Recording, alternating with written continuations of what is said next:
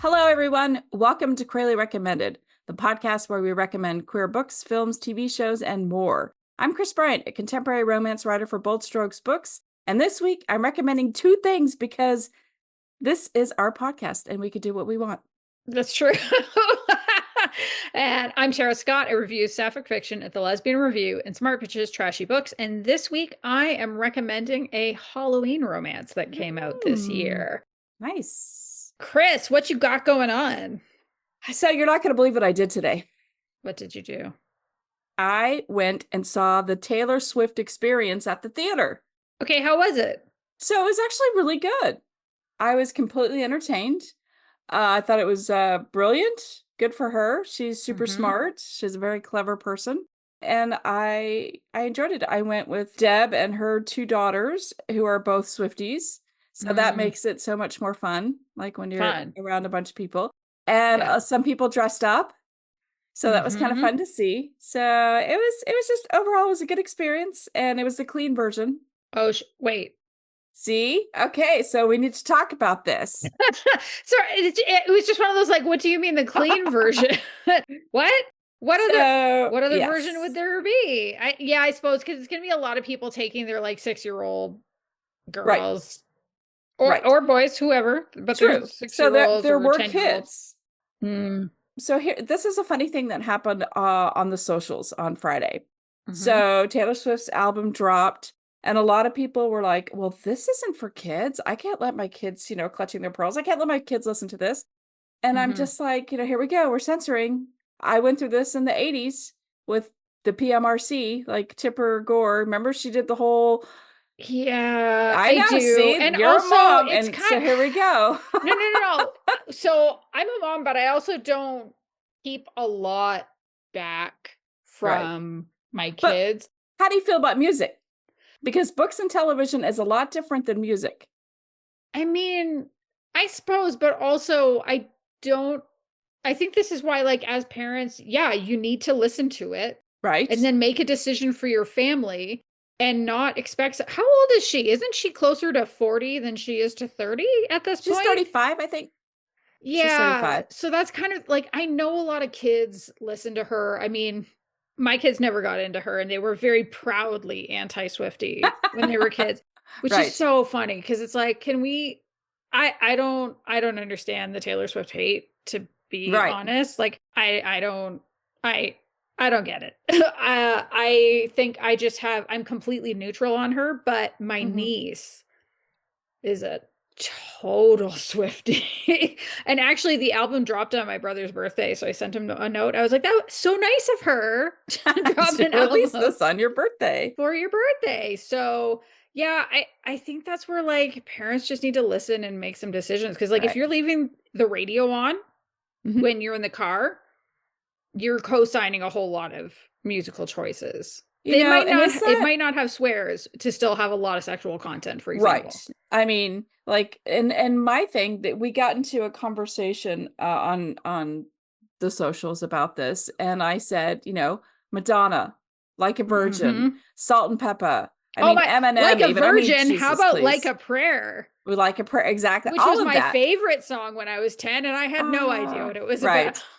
So, and kids today have smartphones. They're like 8 years old, and they get smartphones for Christmas and birthdays, so they can stay in touch with the kids that, after school events or whatever. And I'm like, okay, really, it's just a way to pacify them, I think, almost, when you're that young.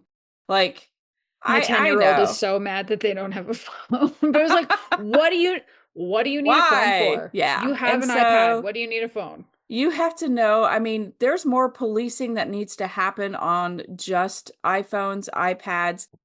Music is not something y'all should worry about at this point. And Taylor Swift is not making kids music. Like, she's not making kids music. She's not a child. And she has a couple songs that are pretty explicit. And it's so funny because when I first listened to the album, it was the clean version. I'm like, well, this doesn't make sense, but okay, it's got a nice beat. And then, like, everything blew up on TikTok and everything. And I was like, wait, what? And so I had to go look at the lyrics and stuff. So this was the clean version because a lot of people didn't know about the words that are in the songs. Mm-hmm. So she released a clean version of this movie, this experience. It's not really a movie, it's an experience. So basically it starts off and she talks about her song that she's releasing, her first release, I guess, and she made a video of it. Mm-hmm. And so it's kind of like talking about and seeing how they do this video. And then also she goes through all the songs, they play every song and they show the lyrics. As she's singing, it shows the lyric. So I'm like, okay, yeah, that's different. It's not really that. Like instead of like she says something about who has the bigger dick, it's like or something like that. Again, it's a 2 days in. I don't know the whole all the songs.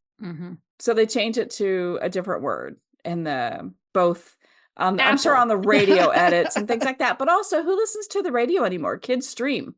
They go to Spotify, they go to Pandora, they go to Apple Music. I mean, you got to stay on top of that too. It's not the radio anymore, like when we were kids. I stopped listening to the radio in 2005 because that is the year that I moved to Calgary. And the radio scene here is horrible. When considering I grew up with Detroit radio, which nice. Detroit radio in the 80s, 90s, early 2000s was incredible. Now the music scene has always been incredible. And so instead I was like, okay, I need to get an iPod. I need to put music on it. And I need to figure out, how do I play this in my car? Okay. Right. And it was like, I got one of those things that like plugged into your lighter and let you do it via like an AM station or something like that.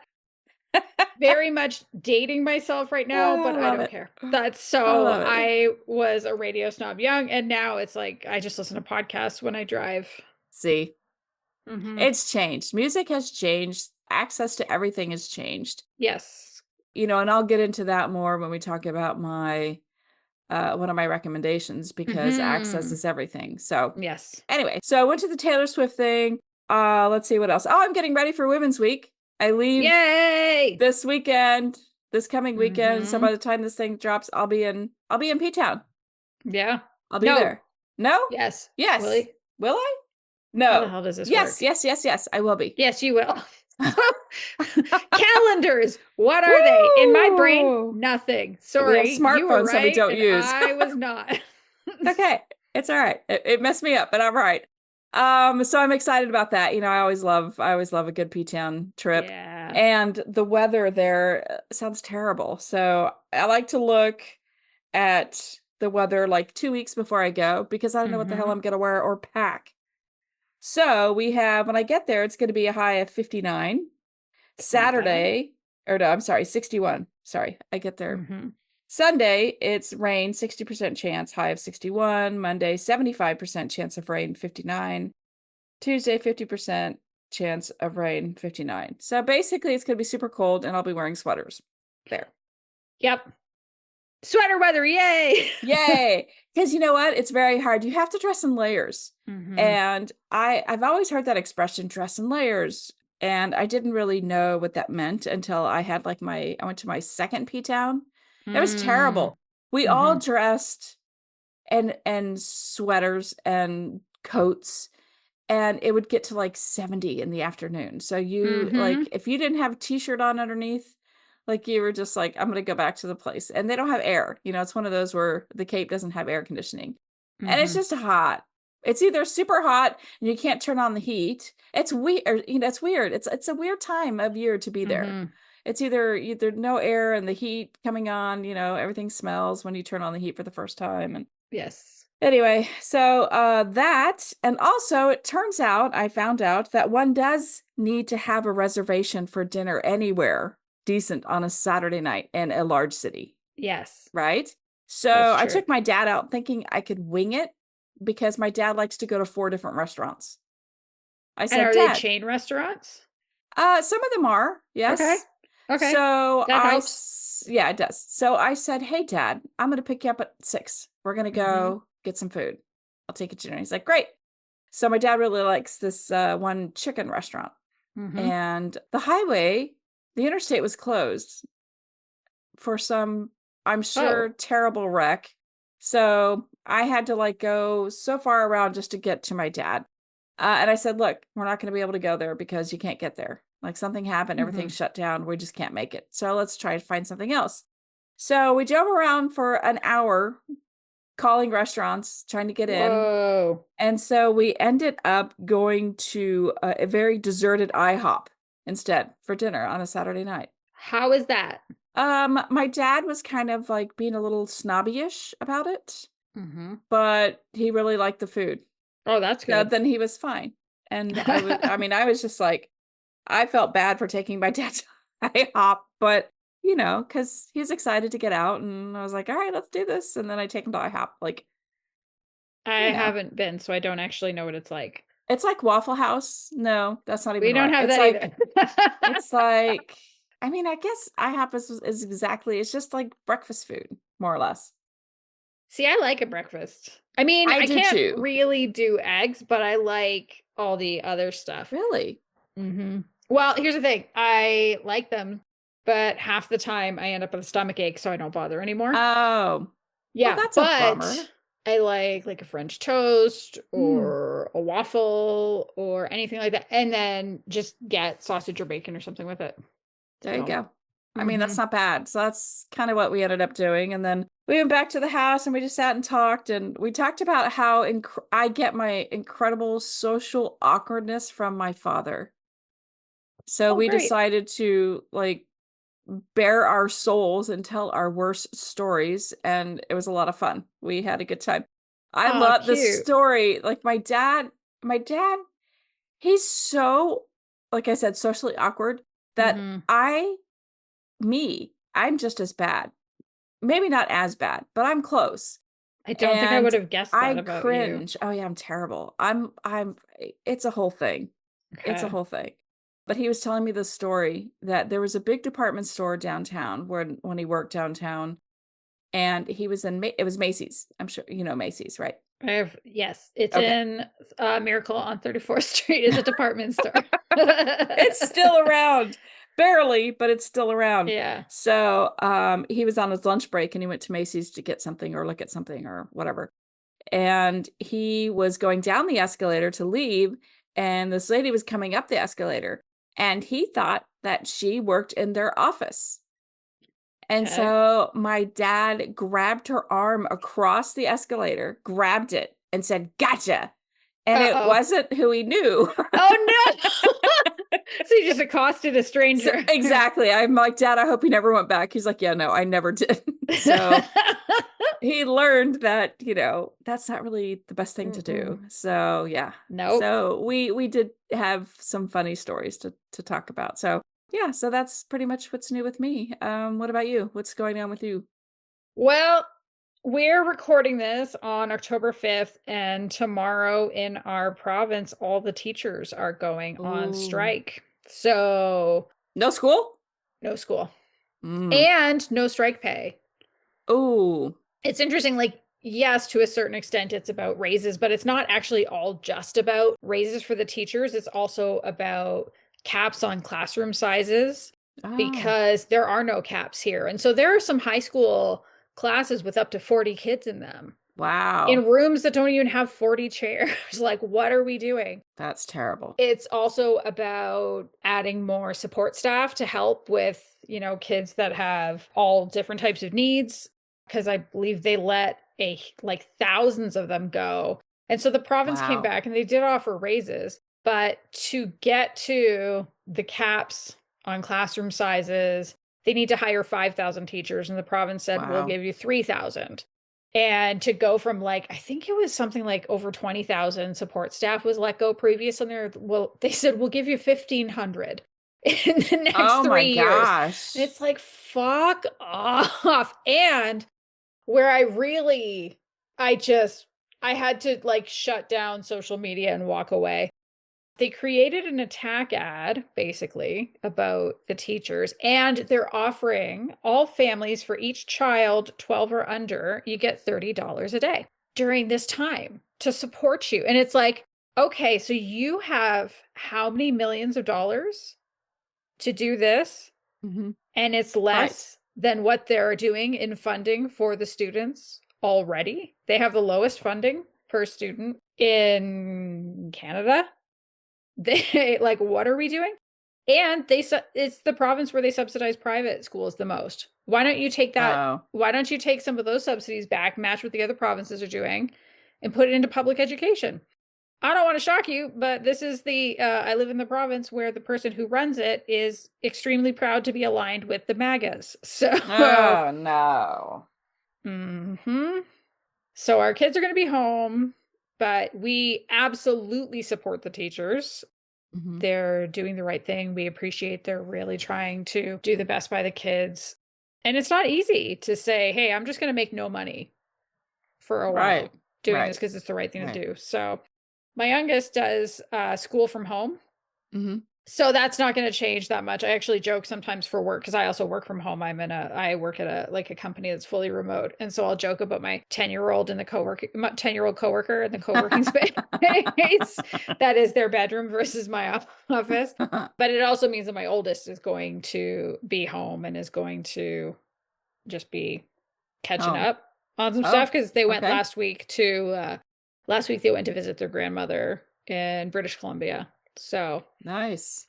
well, because the first 2 days of the week were off. One of them was a professional development day for teachers, and then the other one was Truth and Reconciliation Day, which is, I mean, good. Like, yes, go learn about how Canadians can do reconciliation with Indigenous peoples, but it's a weird one because they give it off in the schools, but the province doesn't give people the day off, so it's not like parents can go do that without taking vacation. So.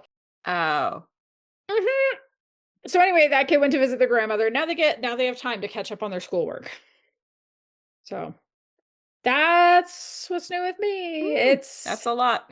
It's like the summer all over again Oh no. in Yes. our house. Except now they have to actually do schoolwork ish. There's not going to be any new schoolwork given out. Oh. Didn't you like I always had teachers that were like you should always be reviewing every day because I remember like I was a straight A student, teacher's pet, and I Mm. missed a bunch of school. I was out for like a week. Probably it was like sick or something. And the first day I come back, there's a test, and I'm like, I'm sorry, you didn't put that at any of the homework things for me. Mm-hmm. And they're like, well, we always tell you you should always be reviewing your work. I'm like, what an ass. That's a dick move. It's a total dick move. And I Yeah. actually got sent, I argued and I got sent out of the classroom and had to stand in the hall. I For know. being logical. Right. How dare you? I know. All right. So, What ah, have you been reading or watching? so now I play the Who's Not Queer on Jeopardy game. Ooh, is anybody? It is so super queer that I think there are some people who are not, but I think Mm-hmm. it's kind of there's an evolution going on Jeopardy. And I have been here for it since the beginning. So, yeah, Love it. I love it Love too. it. Ah, Isn't Ken Jennings Mormon too? Or am I wrong? I could be very wrong. And I if I don't am, I'm know. sorry. He's very progressive though. At least that's how he appears and what he says and stuff like that. I saw that on his Blue Sky. I was like, okay, Ken Jennings, like Yeah. go, Mr. Supporting the trans people. I mean, think about it. You have to be, if you're hosting Jeopardy and over Mm-hmm. 50% of the contestants are queer, Yeah. like you have to have some sort of like Something's flexibility there. I mean, you yeah. just do, or else he would just quit and be like MAGA Well, or that's something. true. Mm-hmm. So I feel, and he's so nerdy and fun. He really is. Yeah. And I love it when he can't help himself when somebody answers something very wrong or Mm-hmm. ridiculous. He's like, no. Yeah. He gets yeah. Is It's it pretty less funny. rude than how Alec Trebek did It it? is less rude. It is. Oh, It that's really good. Because is. he was kind of mean. He had his mean moments because he always came across as very professional, and Mm-hmm. so it came across as mean. I think Ken's more of the people's man type, Yeah. like chill. Even though he dresses he wears a suit and tie and stuff like that, but he just Yeah. seems a lot more chill. I like And he's it. like, "Yeah, I remember when I was raging at this concert or whatever." And I was like, "What, Ken?" So, it's yeah, he's a lot more open about himself, and so Therefore, it makes for a more enjoyable Jeopardy because you get to know them a little bit Nice. better. Let's see. Survivor 49 is in, I mean, it's several weeks in now. So, of course, I'm having a great time with that. Mm-hmm. And Daryl Dixon and Carol are still in Spain. I'm never going to get my happy ending there. Like, I feel like there are worse places to be than Spain. but I want them to get home. I want them to get to Judith and get to, like find Rick and Michonne and all that stuff. I need that to Where are happen. they? They are somewhere south in the United States.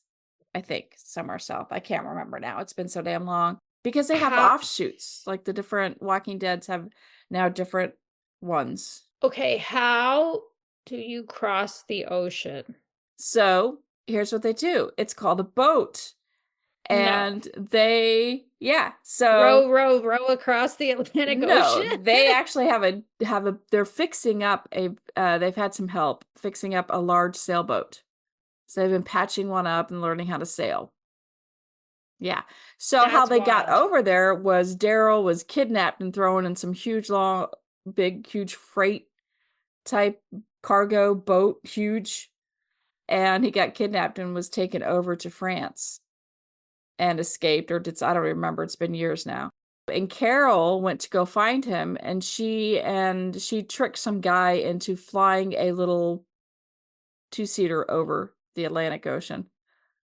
I think if I could get past all the gross stuff, this is where I would be like, okay, but how did they get the fuel for the two-seater? And they show all that. Are we still extracting? No, are we still making gasoline in this world? They are finding gasoline. There was a whole season where they learned how to make it again, and there was like a big takeover. People were trying to take over. Nerds are writing this. Yeah. Anticipating nerds like me. It's funny because that's true. But also like there's certain things that so many people have like brought up that I think that they've made changes within because of social media. They have made changes because one of the big things that was hilarious during the season where they were at the prison was that the grass was always cut.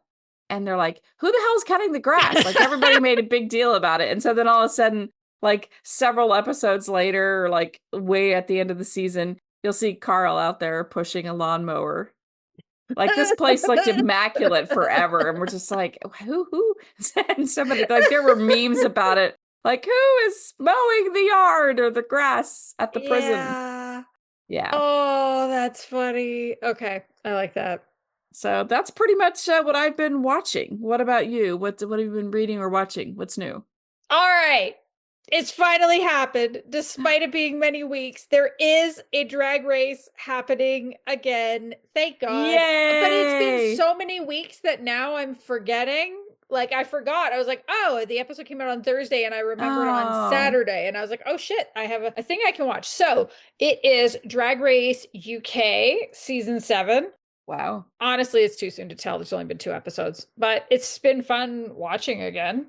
And maybe hopefully it'll continue pretty well. I have to admit, I've been kind of nervous about the fate of Drag Race. Oh. Given, the way things are going in your country and Paramount getting purchased by what is it? Like the Paramount Skydance. Anyway, like Larry Ellison's son being involved. And like, it's just, I don't know. I worry about continued access to it. But hey, there's like franchises all over the world that I haven't watched yet, and I can watch with subtitles and with a WoW Presents Plus subscription. So if I have to, that's what I'll do. But for now, it's been fun to watch that again. Also, I'm sure there are some people who remember me talking in previous episodes about how much I loved the game Hades. Well, Hades 2 is out, and I have been playing that. Like it's your job. Like it is my job. It's really, really good. And so I think there's a lot of things to it that I like. And it's very familiar. Like if you've played the first one, it builds on the experience of the first one. So it doesn't like completely do the same thing all over again. It also doesn't do something completely different. It's still a roguelike, which means, you die a lot of times and you're supposed to. But each time you die, you acquire new materials, new experiences, whatever that you bring back, and it lets you get stronger. So you go further and further and further each time. In the first game, you played as Zagreus. He's the son of Hades. And this time you play as his sister. Oh. So this is like, if you were ever into Greek mythology, this is a game for, oh my God, I was such a Greek mythology kid when I was little. Yeah. Oh yeah, that was again, dating myself. But one of my favorite things to do when I was like 10 or 11 is we had a set of encyclopedias in our house. And I would go to the encyclopedias and I would find I stumbled one day across one of I don't know if it was the gods or goddesses, doesn't matter. But I stumbled on one of them and then I read the story and I was fascinated. And then I picked one of the names in the story and then I went to their entry. And then I read that story, and then I picked another name. And it was like a choose your own adventure almost. That makes sense. Mm-hmm. And so, yeah, right? ADHD, dopamine, seeking behavior. So yeah, you play as Melenue, who is Zagreus' brother. And she is at the crossroads. She has been raised by the witch Hecate, because her whole family has been captured by her grandfather Kronos. And so it's that, how do you free Hades and Zagreus and all the people, how do you free the underworld from Kronos? It's really good. I am not even close to done. I've probably I'm trying to think. I picked it up on Wednesday. Today's Sunday. I had Friday off. I've put over 20 hours in for sure. Wow. Yeah, it's really, really good. I like it. I don't know if it makes sense to do a full on official recommendation, because it's not fun to talk about gameplay unless there's a lot of if it's a game with a lot of story, then it's easier to recommend. Yeah. I recommend the game. It is just not my official recommendation. And then I read a couple of fanfics. So I thought, I'm going to talk about all these books. Bold Strokes has so many interesting books for October. Y'all, go check out their October releases. I thought I was going to read a bunch of them. And then what happened last weekend? Yeah, Friday last week, I had an edible. And when I have edibles, I can't, and I don't have them that often, but I can't read when I'm high. Right. I cannot read a book that I intend to talk to anybody about. How could you even read, Well, I wasn't sleepy enough to actually fall asleep. And so I was like, I'm going to start this fanfic. And then that was my weekend. And so I read a couple of fanfics for people who follow the Devil Wears Prada fandom. They're going to roll their eyes at me. But somehow I haven't read anything by the literary assassin yet. And this is this is somebody who is known, but I just hadn't, I don't know, somehow I hadn't gotten to them. And so I've read two of their, one of them is around 100,000 words and the other one is around 150,000. And so I'm actually going to talk about the one that I read second first, because it's actually their most popular one on Archive of Our Own. It's called After Dark. And it's one of the top 5 Devil Wears Prada stories, if you sort by kudos, which is a people just giving it a little heart thing. And so with this one, so again, Devil Wears Prada, the idea is that Andy, she quits, but then she does end up staying on because Miranda kind of finds her and she's like, look, if I'm gonna work for you, this is how it's gonna be. She has some real demands, and Miranda's like, okay. And they end up having kind of more of an equal footing in how they talk to each other. And then Andy's boyfriend left. He took he took her furniture, which is fuck off, dude. It's funny in this fandom how much people hate this guy, which, to be fair, he's trash. I'm not going to say he's not, but they really hate him in the fanfic. And he lied about paying the rent. So Andy's evicted and she needs a place to stay. So, no, right. Right. So it was really cute. It was a really slow burn romance. I had a good time with it. But the one that hooked me, and again, I started reading it, I was pretty high. I'm not going to lie. It was called More Than Just Baggage. I didn't know really what I was getting into, but I saw the tags, and one of the tags was domestic fluff. And I'm like, okay, this sounds fine. And so I think I read for 20 minutes and then passed out. And the next day I was like, what did I start reading? And then could not put it down. all last weekend, I read this story. Wow. That's the one that's 150,000 words. The premise to this one is that Miranda gets a phone call. Her ex-husband, not the father, because she has twins in the book and the movie, I guess. Mm-hmm. So not that ex-husband, but another one that she had. He and his wife died in a car crash, and they've left her 3 kids that are age 6 and under. And Oh my so goodness. Andy helps out, and then it turns out they're in love, and also they're Oh. just a family, and it's truly just 150,000 words of domestic fluff. And how is that compelling? I have no idea. It's something to do with how she wrote it. I just couldn't, like, there's, of the 3 kids they get, like, who are clearly traumatized, right? Their parents have Right. died in a car accident. They have parents and now they don't have parents. And now they're with these ladies. Like, what the fuck? You know, one of them takes more to her, to the one woman, one of them takes more to the other woman, and one of them takes more to, like, the twins, as this, like, oh, we're all sisters Oh, together. okay. It's Yeah. so cute. And I got to the end and I was like, you know, if I'm having a really, really, really bad time, this is going to be a good story to go back to. So I put it in my not my favorite fanfic folder. I put it in my favorites folder. Oh. Mm-hmm. Wow. That's Mm. big. That's big. Yeah. So I loved it. That one's called More Than Just Nice. Baggage. Yeah, it's lovely. All right, Kris, what is Yes. your official recommendation this week?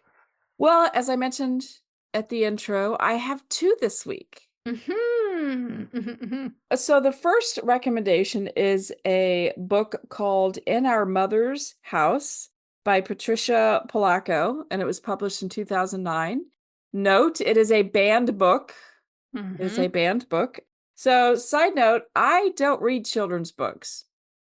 Okay? It's just not a thing. Fair. You are not a child. I'm not a child. I don't have children.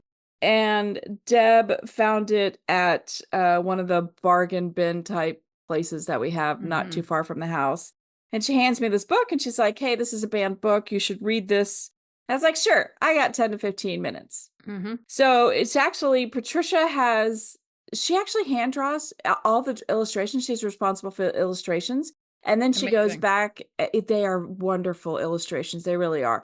So she draws with pencil and charcoal, and then she paints and she uses markers to color, to add color to it. So just for artistry and appreciation, it's a great book to look at. Just like the artwork is just fantastic. I think you'd really enjoy it.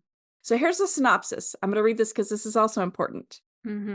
Marmee, Mima, and the kids are just like any other family on the block. In their cozy home, they cook dinner together, they laugh together, they dance and play together. But one family doesn't accept them, maybe because they think they are different. How can a family have 2 moms and no dad? But Marmee and Mima's house is full of love, and they teach their children that different doesn't mean wrong. No matter how many moms or dads they have, they are everything a family is meant to be. So this story is actually very amazing. I was like, cool, lesbians adopting kids and giving them a great home. It's a great story to tell. And this story is told from the oldest child's point of view. And it starts off, and she's like, my moms tell me where I came from and what they did and how they got me. And then 3 years later, we had this sibling, and 3 years later, we have this sibling. So it's just a sweet book. And they live in a very diverse neighborhood in Berkeley, California. And the neighborhood sounds amazing. It's from people from all over the world. They have block parties and they share their diversities. And the kids don't see anything. They just see good times, good people, lots of fun, lots of love. But of course, there's always going to be that one neighbor. So we have a neighbor, Mrs. Lochner. She's a homophobe. And she surfaces in 2 very important scenes. And I love that the kids don't understand her. They're like, why does she have so much hate? Like they don't understand that they are in a queer family. They don't see that. And just how the story is told is absolutely beautiful. And the thing is, this book doesn't actually use the word lesbian or queer or anything like that. It's just strictly, no words that would trigger the haters or anything like that. It's just the concept of 2 women who live together and love one another and love this family, and raising very successful children is just too much for these Christian nationalists. It just can't. No, can't happen. So, it's a short book, and by the end of it, I was bawling. Like, it's so beautiful. I absolutely love Aw. the story. It's very emotional, very lovely, very lovely. And Mhm. Debbie asked for doing that, for handing it to me, like, here, read this. I think you'll like it. So I think, like, if you have children in your life, little ones, whether they're yours, your grandkids, Mhm. nieces, nephews, whatever, it's a great book to read with them. Plus you're helping a band book get recognized. Mhm. So I love Yeah. that. So I love that so too. Well, yeah, and this episode is going up yeah. just after Banned Books Week. Ah, And so if anybody didn't know like last week for everybody listening now, right. not last week for us recording, was Banned Books Week. And Right. so it's always a good time to Oh, go for read sure. a banned book. I mean, we've covered, like, I've recommended on here 2 books that were banned in Alberta schools, and they're also among the most banned books in the US as well. So Fun Home by Alison Bechtel, Mhm. Genderqueer by Maya Right. Kobabe. We could always stand to read more banned books. Oh, for sure. What are they So so scared of? Let's send some money to those authors. that, like, actual two women would do a hell of a job, much better maybe than a lot of Mhm. heterosexual marriages, relationships, whatever, Yeah. families. So again, it's In Our Mother's House by Patricia Mhm. Polacco, who actually seems, I watched a YouTube, she did a speech for, I want to say, Library of Congress, and Mm. stood up in front of children and parents and just kind of had a, this is what I did, this is how I do it. And she's a storyteller, and she seems like she's just a very amazing person. That's awesome. That's recommendation number one. Mhm. Recommendation number two is called Lilith Fair Building a Mystery, The Untold Story. And it's on Okay. Disney Plus and Hulu. So if you still have a Disney Plus account. Right. But see, I mean, yeah, exactly. So some people canceled it, some people kept it. They resubscribed because then Mhm. the show came back on. It's like a whole Yeah. thing. But you know what? Here's a funny thing. I tried to cancel and I couldn't figure out how to do it because Mhm. it's not through my iPhone. So I must have it through my cable. So then I went to my cable to try to cancel it, and it kept spooling out, timing out. You can't cancel. Please call. And I don't, nobody calls anybody anymore. No. So I was like, no, I'm gonna wait until this is. So I kept trying, and I'm like, I wonder if just so many people are trying to cancel it. So, and then all of a Yep. sudden, like, it came back, like the show came back on. I was like, well, okay. Yeah. So it never went away. Yeah. Okay, so back to this. So I know that I've talked about Lilith Fair before, and I'm Mhm. sure I recommended one of the documentaries about this, but this one hit differently. Tell me more. So I was a baby dyke when Lilith Fair came out, and I was figuring out that I was queer, and I didn't know how to find my people. Like, this was the only socially, I don't even know how to say it. AOL chat rooms was really the Mhm. only way you could talk to people. There was no social media. We didn't have any apps. Nothing existed. Even dating sites, I think, were just like websites you had to go to, like Mhm. Match.com or whatever. And good luck finding a queer one back in the late Mhm. 90s, like, for sure. So I found people at Lilith Fair because I knew that a lot of queer people listen to the same music that I listen to. And so I was hoping that I would find people there that I could relate to. And so for me, it was like a quest. It was like I was so into music anyway, and all my favorite artists were at this incredible music festival. And I'm like, I need to go. I didn't care, like, if I put myself in so much debt, I was going to go. It didn't matter. Mhm. So here's something funny. So, like, going back to the social media thing, and you might have had this too. We have a magazine. We still have it in Kansas City. It's called The Pitch, and it was kind of an alternative magazine, and it had like a lot of interesting things. But if you saw somebody, or if you were trying to meet somebody, like, there was a section, and I want to say it was like near the back, like missed opportunities or something, and you're like, you would go, and everybody would do this. I would be like, I wonder if somebody saw me, noticed me, wanted to meet me. Like, this is how desperate I was.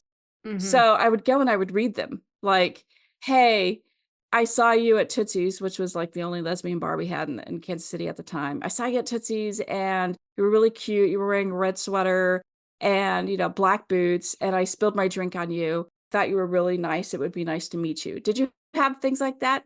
And then you had to write into like the magazine, and they have to pass your message. This is so old. I can't believe this. I'm sure it existed, but I was You in were a different world then. I was well, exactly. That was not a thing in the Baptist Right. churches, is what I will say. Well, I've always been a heathen, so Mhm. this is how we did things. And I always check. I was like, nope, nope, I'm not in there. I was never in there, but I always checked. Anyway, Mhm. back to Lilith Fair. I knew about the musicians, you know. I sang every word of every song. I mean, Sarah McLachlan, Tracy Chapman, Sheryl Crow, Natalie Merchant, Paula Cole, Jewel, Meredith Brooks, Liz Fair. I mean, the lineup was so Mhm. amazing. Erica Baidu and so many others. And, you know, I was there having the time of my life. Like, literally, I was there for the music, the ambiance, the people, like, as far as the audience, just people watching, trying to get people's attention type thing. It was the best Mhm. time, seriously, the best time. So the documentary, what it did that I didn't know about, and why would I? It focuses on women in music and how Lilith Fair changed all of that. Like I had no idea how terrible men were and probably still are in the music industry. Oh, yeah. Like from the top executives to the dumbass rude DJs on the Mhm. radio and shows like Saturday Night Live, even, you know, Jay Leno, all those late night shows, they made fun of Lilith Fair. They made fun of women. Yeah. And I didn't know, here's something, I did not know this. There was a rule, and I'm sure it was like an unspoken, or it was like an unwritten rule, that the music industry, the radio was never allowed to play two women artists back to back. Right? Really? Yes. And so Sarah McLachlan changed that with Lilith Fair. Whoa. Yeah.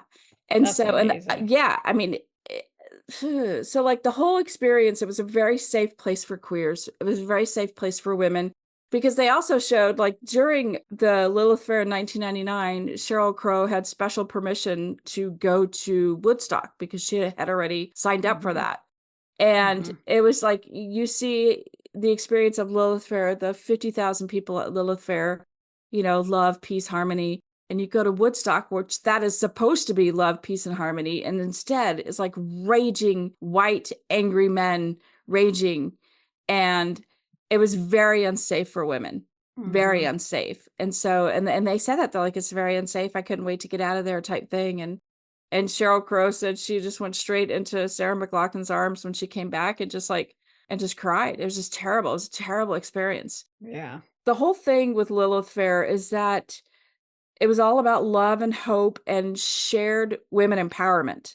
You know, they lifted each other up. They supported one Mhm. another. It wasn't a competition. And it's funny because you have some of these hard ass musicians who came in just because they're like, and they made fun of Lilith Fair until they actually were there and starting to have a good time. Chrissy Hine. Mm. Even what's her name? Gosh, Sandra. She's not a musician, but she's like an entertainer. Yeah, yeah, Sandra Yeah, Bernhardt. yeah. So she was even there, and she felt bad because she was making fun of it, and then she gets there and she's like, "This is the most incredible thing I've ever seen and experienced in Yeah. my life." And another thing, they gave $1 for every ticket sale. They gave $1 to that city, like the women's shelter or Mhm.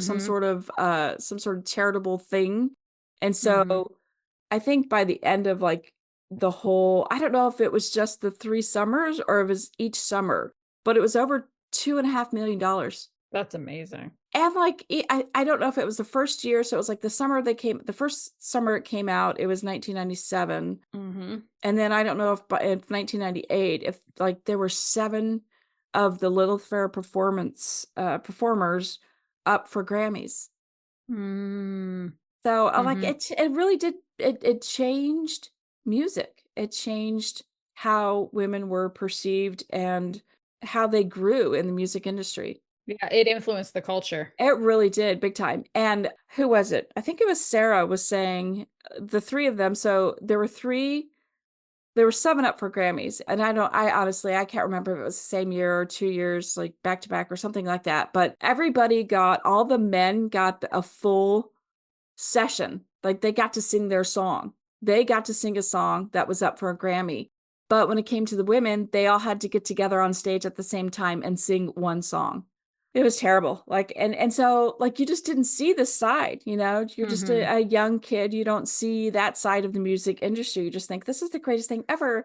I see people just like me. I love this music. I'm going to buy and support you don't see what's going on Mhm. and how much they were hated and how much they were protested and so many things that you didn't know. So many things that we're aware of now. We're so aware of it, but we didn't know as when we Mhm. were so much younger. And here's what I love. They had a video booth set up and I can't remember. Even if they did, I don't think I would have done it because I didn't go with people. I went there to find people. They recorded, like people would go into to this video booths and they would just record a message to to Sarah, to anybody they wanted to.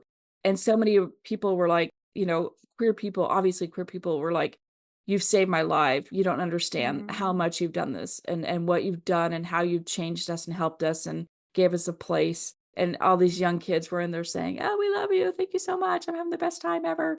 And it was so beautiful to see. And it was just, I loved it. And so many of these musicians were crying just thinking about it, going back to, they were interviewed like they interviewed Mhm. like Sarah and Liz Fair and Emmylou Harris and Bonnie Raitt even, like she was there. And she was at one of my shows Mhm. that I went to. And they also had a lot of queer musicians like the Indigo Girls and your people, Tegan and Sarah. I was gonna say, who are my Your people? people, your people. You're like super The close with them. Canadians. The Canadians and Brandy Carlisle was there. Like baby Mm. Brandy was there. Yeah. Mhm. And it's just a lot of people who supported. Like nobody felt uncomfortable being around lesbians or queer people at all. It was Mhm. just it was just such a great documentary to see. And I didn't realize how important Sarah was to all of this. I didn't realize. I knew that she put it on, but I didn't realize just how much of an impact it had. Mhm. So, if you dig women in rock, or maybe you went to several of the Lilith Fair concerts to see it again, it'll just take you back. It's very nostalgic, very proud. I feel very proud for being a part of it Mhm. and just seeing everybody, on screen who have aged in the industry. And I'm like, oh, look at this. I remember them when they were, 30 years ago and they had this song or whatever. And I'm like, wait a minute, that means I'm 30 years older too. So, yeah. Yeah, I obviously, I didn't get to go. Not gonna be You a were a shock. baby. Uh-huh. Well, I mean, 1997, that was the summer after grade 11. Ah, So, but I see, still that's had right. That's about I right. yeah, I had another year of high school after that, but Mhm. I think I had a CD from it because I think they put out, like, a collection of music. I think so. I think I had the CD at one point. I'm sure I did. I'm sure I bought a t-shirt. I'm sure I bought a CD there. Mhm. And like what was great was after the first year they started having so many people interested, so many female artists interested in it that they had to do like side stages. Like stage B, stage A. Oh And it my was funny goodness. because they had Christina Aguilera singing on one stage, and I'm not a Christina Wow. Aguilera fan, but she has a power voice, like big time Mhm. power voice. And she was so young, she was a little baby, and she's up there Yeah. singing. And it was just amazing. And that's how a lot of people got recognized was by Lilith Fair. That's amazing. Yeah, like Missy Elliott of all people, like had never been on stage before, and then she went to Lilith Whoa. Fair. Yeah, like you learn so much about all these different. That was one of the things that they said. The very first thing was people were teasing Lilith Fair about being too white. They would call it White Lilith Fair. Like what Lily Mhm. White Lilith Fair or something like that. Okay. So then they asked for more people Color? of color. Yeah, for sure. And I was there. One of the shows I went to, Tracy Chapman. Like I was Mhm. introduced to Tracy Chapman then. It was just, I mean, that's not true. She had her first album came out, I think in like 1988 or something. God, I was a baby. But I Mhm. want to say that was her first thing. And then Lilith Fair came out, 10 years after that or something, or 9 years. Mhm. But that was the first time I had seen Tracy Chapman, and she was Yeah. amazing. Absolutely That's amazing. cool. And I have pictures. I went downstairs, I was looking for something, and I found a bunch of pictures that I had taken at Lilith Fair. And I'm talking, I had my professional photographer camera there, and they Cool. actually pulled me out of the audience and told me I couldn't use my camera.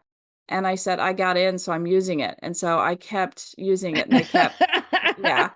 But I have like super close up pictures of like the chicks. They were there, Oh, obviously, of wow. Sarah, I'll have to go back through it. I'll have to send you a couple pictures just so you can Yeah, see it. yeah, yeah. So Please anyway, do. That's amazing. yeah. So it was a very good documentary. I loved it. Like I said, people who experience that, watch it because you'll learn so much about it just because it was amazing. So, all right. Woo! I'm done. I had feelings. I had so many feelings. Good. I'm interested. I love music documentaries. Oh, I do too. You know how much I do. And then it came on. I was like, actually, I think Georgia Beers was talking about it. She texted or she did something on social media. And I was like, oh my gosh, there's a new one. So yeah, so I had to watch it and I loved it. Amazing. Those are my 2 official recommendations. Tara, what about you? What is your official recommendation? Okay. I only have one, but Oh, it's real cute. It's called oh. A Hexcellent Chance to Fall in Love by Anne Rose. This is a traditionally published sapphic romance, and I really enjoyed it. Nice. One of the leads is Pepper White. She was a high school theater teacher in a small town until she was tricked into taking on a curse from somebody else. They passed it on and they were like, bye, get fucked. And so now, it's 5 years later. So she's only around for 70 days a year when the What? Halloween store. So there's this Halloween store called the Dead of Night, and it magically appears in the town and it's Oh. open for 70 days and then it disappears. So when I say she's only around, I mean, she's literally only on our plane of existence for 70 days a year. And she's just kind of like gone for the whole rest of the year. And then nobody remembers her from one Oh, year to the next. And so she'll that's like show clever. up, she'll build relationships, she'll get to know people. And then the next year when she's back, she's like, oh, she's so excited. She wants to know what's up with them. And then realizes like, oh, these people don't know who I Don't am. remember. So she has to like build Clever. it all over again. It's really It's like interesting. Groundhog Day. Yes, kind of. And so after 5 years, though, she meets somebody who makes her think like, oh, I don't want to be forgotten. I don't want to be Oh. forgotten by her. And so Christina Loring is now the high school theater teacher. And she is stressed. She does not like Halloween, but the biggest fundraiser of the year for the school is the haunted house. And as the theater teacher, she has to help the kids put on the haunted house. And so of course she goes to the dead of night and is like, I need stuff for a haunted house, and I don't know anything about this. But luckily, Pepper, who works there, has a lot of great ideas. And the chemistry is like really, really good. And they're into each other, but Pepper knows like, I'm only here until a couple days after Halloween. So it's this like, what's she going to do? Is she going to have to trick somebody into taking this curse? And even then, she doesn't know, like, well, what happens if I say I do trick somebody into taking the curse? Will I just get to be here? Will I disappear? Or somewhere else. Yeah. Tricky. Doesn't know. This is where I'm going to be honest. I almost didn't do an official recommendation for this one. Almost did it as something I've been reading because this is a really, really hard book to talk about because I can't talk about any of the best stuff. It really is best enjoyed without knowing anything, because there's this like really big twist that recontextualizes everything that happened before. So just like with Loser of the Year or Yuri on Ice, which are 2 things that were previously recommended on this show, it's like I want to go back and reread it now that I know. Yeah. Fill in the blank. I can't say it, or I'll blow it for everybody. So what can I say? I had to recommend this book because it was so hard to put down. And I was like, what's happening? Something's happening. Is something happening? Is this a thing? Is this like, I was so caught up in trying. I was like, I think maybe, is it like, I was talking to Neil about it. We'd go for walks. I'm like, I think maybe, and also I don't think there are very many Halloween sapphic romances. I can't. There's fall. There's a lot of autumn and fall, but not Halloween specific. No. And even then, like, I know Andy Marquette did one a long time ago. That's like related to the Headless Horseman or something like that. But it was like over a decade ago. And so it's that time of year. It's spooky season. It And so is. I had to make sure people knew about it because that was great. I will say that some sections of the story, like it goes kind of back and forth between we get Pepper's perspective, we get Christina's perspective. And so we get to know them and what's sort of going on in their lives. Pepper is pretty resigned to being cursed because she's like, it could be worse. I mean, I get to go check out what's new in the town. I get to wear costumes all the time. People at the store are pretty great. The fall leaves are nice. I don't know. Like it was kind of, she sort of accepted it until she meets Christina, of course. And then it's like she sort of lights up and she's like, how do I figure this out? How do I work this problem? And Christina, kind of like the what's going on with her, so she had been an architect. And so there are certain clothes and things like that where it's like, how did you get that on a teacher's salary? And it's like, no, that was the career before the teacher. Oh, yeah. Before the teacher.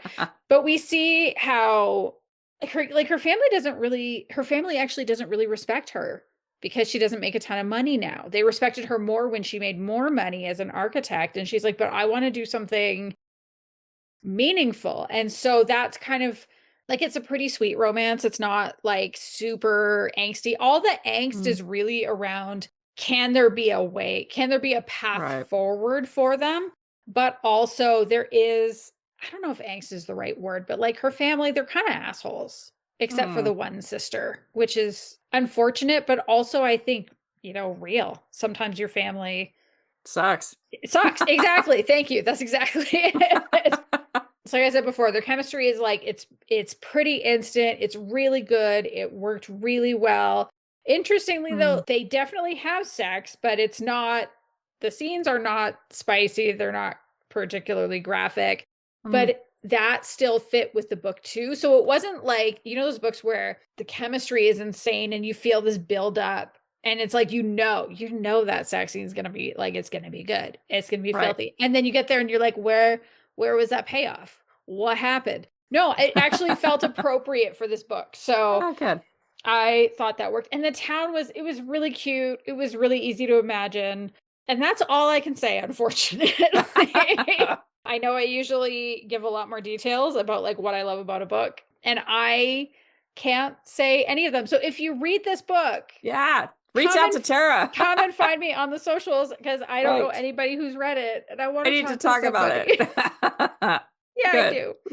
So it's called A Hexcellent Chance to Fall in Love by Anne Rose. I thoroughly enjoyed it, and I need to go see if she's written more romances. Oh, good. That is all for this episode. Thank you so much for joining us, as always. If you haven't subscribed, please make sure you subscribe in your app. If you have a friend that you think would be interested in what we've recommended or talked about today, please share the episode with them. And if you want to support us, we do have a link to our coffee in the show notes. Or if you want to connect with us on your favorite social media sites, we have links in the show notes for that as well. Or you can just search for us on the socials or email us at podcast@crayleyrecommended.com. Goodbye, everyone. Goodbye.